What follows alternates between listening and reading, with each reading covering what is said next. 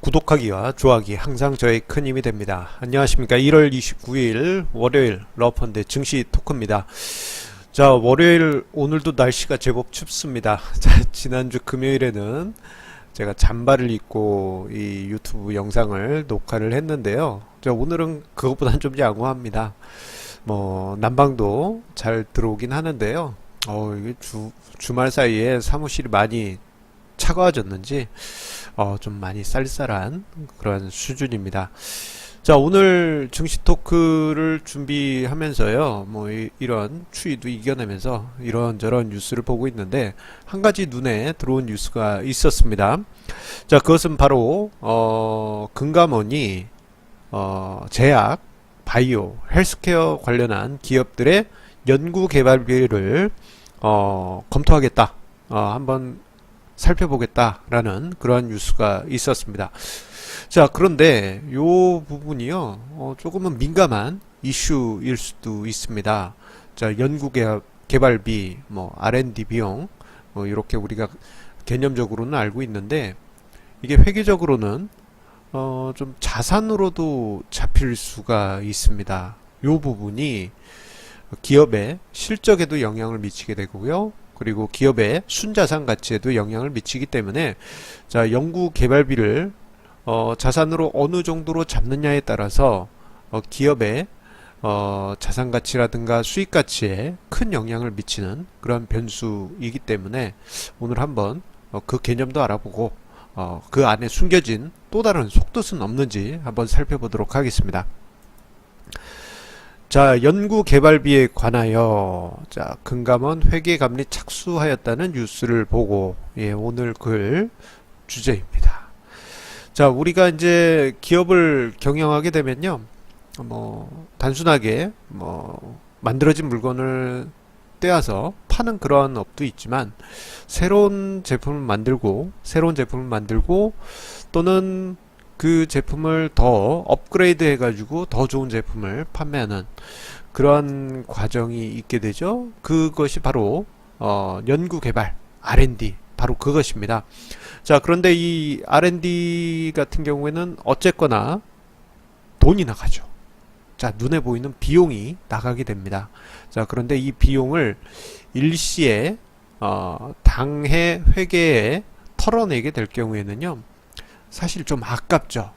왜냐하면은 이렇게 이제 연구 개발해서 만든 어떤 기술이 사실 이제 얼마 뒤에 나오게 될 그 새로운 제품의 매출로 이어지기 때문에, 요거를 무조건 그냥 비용으로 한 번에 털어낸다는 게 기업 입장에서는 조금 아쉬운 감이 있습니다. 그래서 기업 회계 기준에서는요, 연구 개발비 중 일정 조건이 갖춰지게 되면요, 이것을 무형자산화해서 자산 항목에 기록을 하게 됩니다. 그렇게 될 경우에는 이게 일시에 비용으로 손실 처리되는 게 아니라, 자, 자산으로서 일정 기간 유지되었다가 대략 보통 아마 5년 정도일 텐데, 그 기간에 걸쳐서 그렇게 만들어진 무형자산을 감가상각해서 털어내게 됩니다. 즉, 현재 발생했던 비용을 무형자산화해서 좀 이연시키는 그런 효과가 발생되게 되죠. 자, 그렇기 때문에 벤처기업들 같은 경우에는 연구개발비를 이제 무형자산화 해가지고 그렇게 이제 많이 활용하고 있습니다.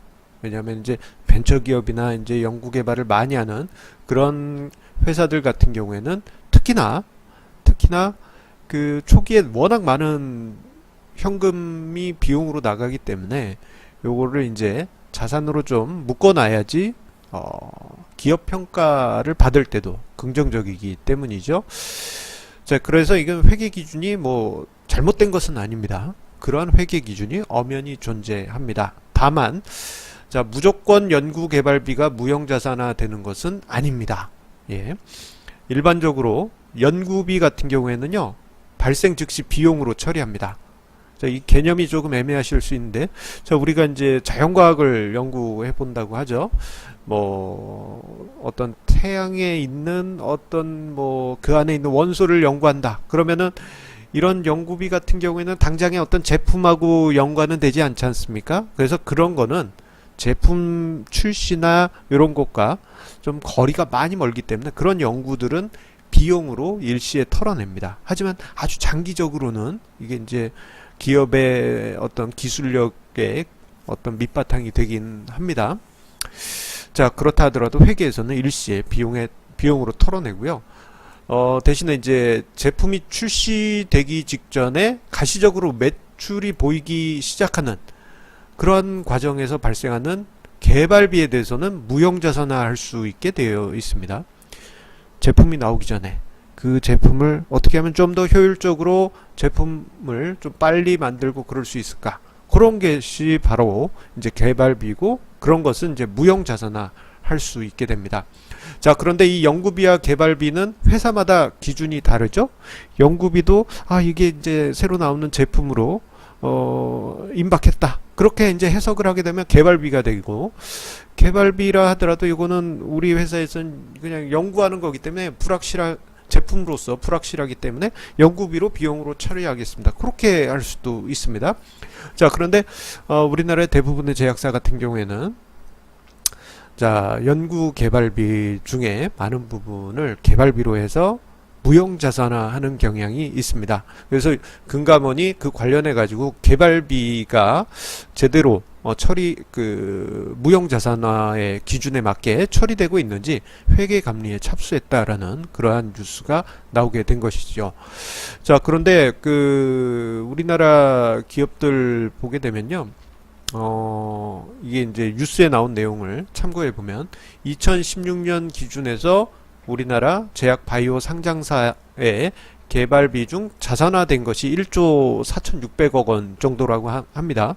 그런데 요게 이제 올해 들어서 더 뜨거운 감자로 부상했어요. 그 전에도 이제 언급은 되긴 했지만 그럴 수도 있지, 예, 그럴 수도 있지라는 개념으로도 볼 수 있거든요.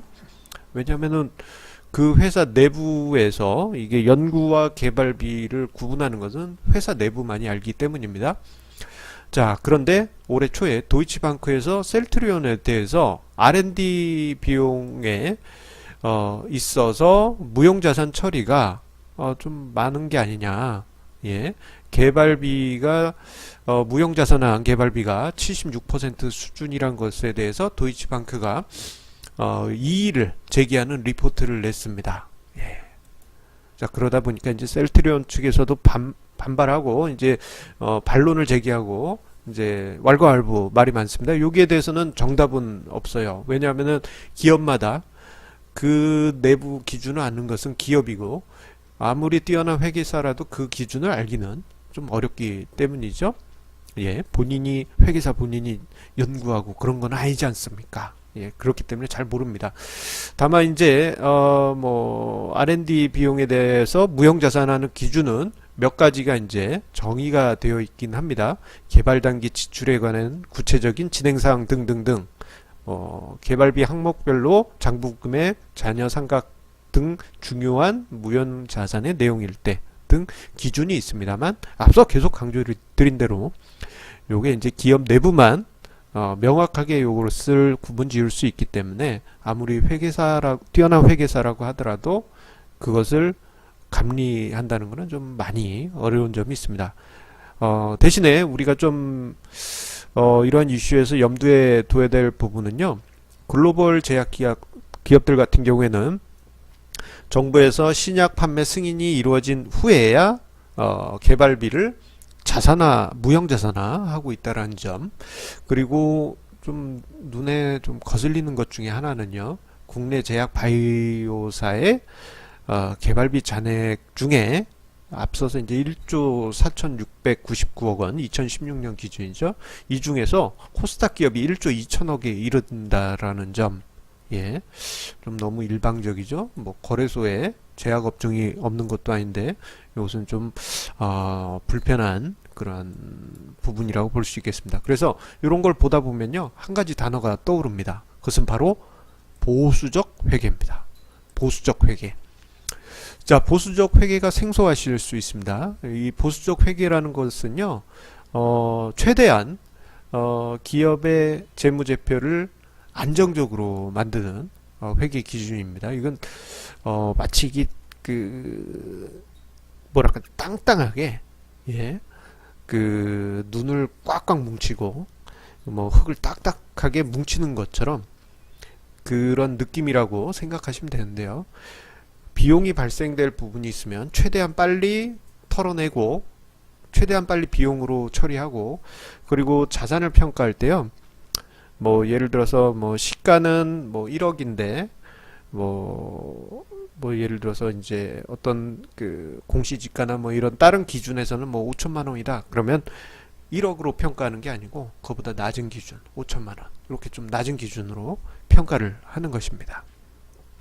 자, 이렇게 이제 기준을 잡게 되면요, 기업의 비용은 최대한 빨리 털어내고 자산 규모는 보수적으로, 예, 잡히게 됩니다. 그러면 이제 우리가 손익계산서에서 볼 때는 실적이 좀 안 좋게 나오겠죠. 자, 대신에 이런 회계 기준을 적용하게 되면요, 앞서 언급드린 대로 땅땅하게 뭉쳐 있기 때문에 뭐 갑자기 뭐 회사가 조금 실적이 안 좋아질 것 같다, 뭐 그러면은 회사에서 약간 기준을 완화하면 이익이 갑자기 나빠지는 것을 완충시킬 수 있는 그런 융통성이 생기게 됩니다. 그래서 이러한 경우는요, 이제 종종 경영 승계 과정에 있는 기업들 사이에서 이런 보수적 회계가 많이 보입니다. 자산이 최대한 땅땅하게 뭉쳐져서 수치가 작고, 손익계산서도, 예, 수익이 과대하게 나오는 게 아니라 수익이 최대한 보수적으로 잡히기 때문이죠. 이와는 반대로 완화적 회계 기준을 적용하는 경우도 있겠죠. 반대로 비용이 발생할 거 있으면 최대한 자산을 하고, 비용이 발생할 거 있으면 최대한 쭉쭉 기간을 늘려가지고 비용을 최소화하는 그러한 그 완화적 회계 기준이 있을 수 있습니다. 즉, 연구개발비를 무형자산화하는 것도 하나의 완화적 회계 기준에 해당한다라고 볼 수 있겠습니다. 자, 이러한 회계 기준을 사용하게 되면은 장점은 눈에 보이는 기업의 이익률이 높아지겠죠. 예, 비용을 최대한 길게 늘렸으니까요. 그리고 자산 가치도 높게 평가되기 때문에 순자산 가치도 높게 평가될 수 있습니다. 자, 그런데 앞서 보수적 회계 같은 경우에는 조금 회사가 안 좋아질 것 같다 그러면 조금 이제 꽉 조였던 거를 좀 느슨하게 해서 회계 충격을 줄일 수가 있는데, 자, 이렇게 완화적 회계를 시행한 기업들 같은 경우에는 실적이 조금이라도 악화되게 되면요, 이걸 회계적인 융통성을 발휘하기가 어려워집니다. 예. 좀 적자가 날 것 같다 그러면 좀 이제 자산 평가를 좀 융통성 있게 좀 늘린다든가 뭐 해가지고 그럴 여지가 있어야 되는데, 처음부터 완화적 회계를 쓸 경우에는 자칫, 예, 실적이 갑자기 악화되는 그런 현상이 발생할 수 있고요. 그리고 또 중요한 거는 R&D 비용을 무형자산화 할 경우, 이건 이제 기업마다 조금 틀릴 수 있습니다만 5년에 걸쳐서 혹은 그 기업의 기준에 맞춰서 무형자산을 기간에 맞춰서 비용 처리로 상각을 해야 됩니다. 그런데 그 기간 중에 기업이 실적을 충분히 내지 못할 경우에는요, 갑자기 대규모 미래에 손실 원인이 발생하기 때문에, 자, 이 개발비를 자산화했던 것이 오히려, 예, 발목을 잡는 그러한 상황이 발생할 수도 있습니다. 자, 그렇기 때문에요, 이런 보수적 회계, 완화적 회계, 요러한 부분이 지금 연구개발비를 무형자산화 하느냐, 그 이슈의 핵심 중점이라고 볼 수 있습니다. 자, 그런데 뭐 우리나라 제약 바이오 기업들이 정말 열심히 한 연구 결과와 개발 성과가 매출로 이어지게 될 경우에는 무형자산 상각을 하더라도 그걸 충분히 상쇄하고도 회사 실적이 크게 높아질 수가 있습니다. 자, 하지만 과도하게, 예, 무형자산화 하게 될 경우에는 보수적 회계와는 거리가 멀어지기 때문에 이 부분이 이제 좀 투자에는 좀 참고하고 염두에 둘 필요가 있는 대목입니다. 여기서 이제 한편으로는요, 우리가 생각해 볼 수 있는 게 투자자 성향이 여기서 나타나기도 합니다. 좀 완화적인 회계 기준을 선호할 경우에는 공격적인 투자 성향, 그리고 이 보수적 회계를 좋아하는 경우에는, 예, 좀 보수적 투자자, 예, 그런 관점으로 볼 수 있겠고요. 오늘 영상에 대해서는요, 특정 종목에 대한 어떤 비판적인 내용이 아니란 점 강조드리면서, 자, 오늘 러펀드 충시 토크 마치도록 하겠습니다. 자, 시청자님의 구독하기, 좋아하기 항상 감사드립니다.